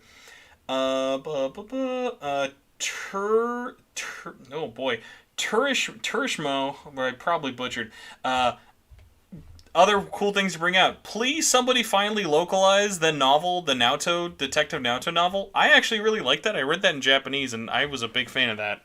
I know Fiverr did like a big push to get all of the lost chapters of the manga found a while ago. It was a couple of months, but like must not have been that big. Get a little bigger, Feather. Didn't hear about it. Didn't come up on my news feeds. Like, because it was like a thing of somebody found like 80% of the chapters, but like for whatever reason, the last like 3 and then like a couple of the middle ones were missing. They were all like I know they were all printed, so I'm like, I'm trying to think of like how it would be lost. Probably just kind of a lack of. It's just nobody archived them like in any shape or form. And like the last couple of ones. I can't remember what the story was behind it, but like they weren't shown in the normal magazine that they were supposed to be in. They were put in a different magazine. So trying to track them down to scan them was like a real pain. Oh, the fun world of manga. Although I will say, thank you, Minato, for reminding me of the time when Tokyo Pop would just take screenshots of TV show and gave us the SpongeBob and Zack and Cody manga. And we wondered... I had one of those, but for Avatar. I had the Yu-Gi-Oh! First movie manga from Shonen Jump. I remember I got that one. Mm-hmm. I still have that, actually. I think there was a... Which one did you... We had 2 of them in my high school, which seems like really like not the right thing for them. We had a Clone Wars one. Hold on. Clone Wars like the movie or like the Tartakovsky animated show?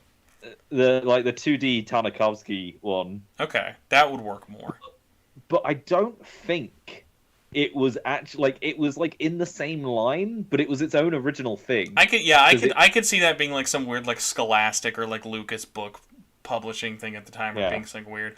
By the way, Haunted Breadstick, no, Fither has not ever been on the show. This is what always happens when Fither always comes up. I think, they'd be interesting to have on the show. I then ask all my friends, hey, how do I contact this person? And they go, I don't know, he's not online anymore.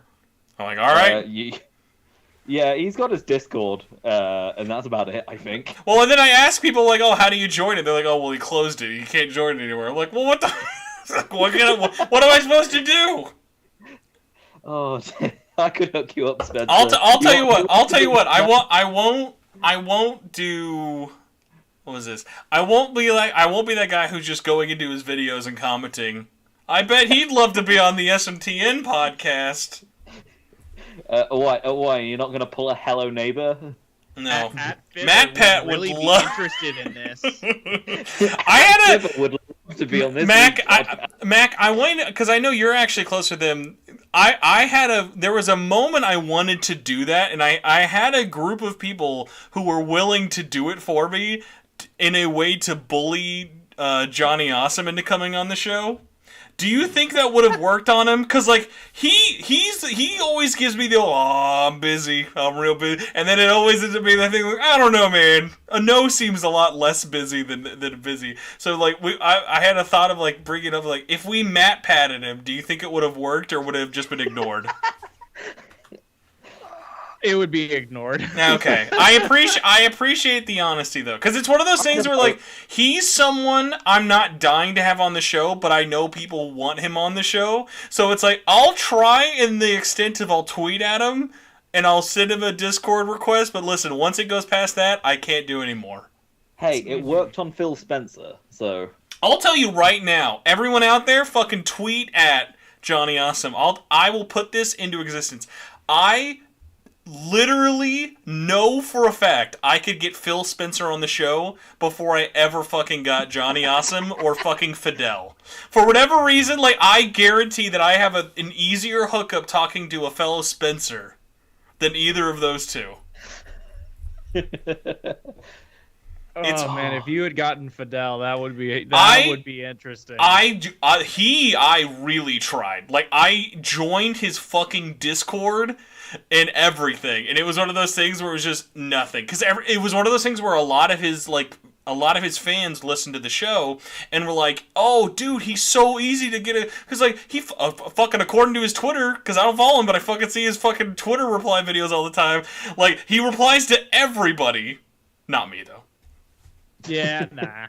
So, like, I legitimately think if I, like, shit on them, I would have an easier time trying to contact them as opposed to just genuinely be like, hey, do you want to come on the show? Because it's one of those things where, like, I feel like if it's not, like, an attack at them, they're going to be like, oh, well, I'm just going to, like, it's just background noise, you know? Mm-hmm. I think Fidel is a coward because he was. I mean, you know, pull some of that. I bet he's a coward because he's playing Sonic on launch day when he could have been playing it early like cool Mac over here. I wasn't playing Sonic early. Would you like? I'm gonna out a friend because I know he'll never listen to this. Gnarly Gnarly hit me up this weekend. He said, "Yo, bro, just got Sonic on Switch," and I went, "Oh, cool. Did you like get a review code or whatever?" And he's like, "Oh no, dude, I pirated it. It's on fucking like, cause like obviously, Sonic was leaking out the ass." And I'm like, "You literally could have just asked for a code, but you're like, you know what's easier than asking for a code? Just ripping the game online." Yeah, no. And I was like, "Listen, dude, I'm gonna be real. The morbid curiosity in me wants to see Sonic on Switch. No part of me wants to play Sonic on Switch. That sounds awful." Yeah. I want to know, because I know you can increase like acceleration speed and like get speed upgrades and whatnot. I want to know, does max speed Sonic run too fast for the It's Switch gotta to break handle? the game. Like when you get to speed 99, that has to just crash the game. I don't know how it doesn't. It's ridiculous. Like even just what little I've played, where I just booted it up and played for like 30 minutes or whatever, got out of the tutorial. Like you going around the overworld, like you even start off at a pretty decent speed. So like I can't even imagine what it is. Do you think on the Switch version they kept the lyrics "fuck the pain away"? I hope they kept it on that version. That'd be a cool exclusive. I hope so, you know, because the Switch is known for being a much more mature console. Yeah, it is now. Yeah. Like, you know, Sony's been censoring all the H games out. All right, everybody, we've got to wrap this fucking show because we're 90-minute show turned into a 2-hour show. Everyone, thanks for watching live. If you missed the show or came in late like Mirth, don't worry. I feel so bad about how much we talked about anime. I'm gonna put timestamps into this episode. A thing I very rarely do. But at least it was like at least 30 minutes almost exactly. So it'll be good. Like if you don't care about anime talk, just skip to 30 minutes and we'll get to the topic. But let's see. Kraftium, where can people find you that's not twitter.com? Where do you want them to I was find going to say, you can't find me at Kraftium at Twitter at the moment. Maybe give it a week. If you can't get your... No, he ratioed the Eiffel Tower too hard, apparently. No, I didn't even, like, I liked a ratio that somebody of Elon, and then, like, 2 hours later, I was playing Halo, I looked down at my phone in between matches, and I see your account's been suspended, and I go, Wait, because you liked a ratio tweet? There is no actual indication that is why, but I can't think of anything else that could have caused me to be permanently suspended. It's really the Wild West out here, dude. First Daniel Radcliffe and next Kraftium.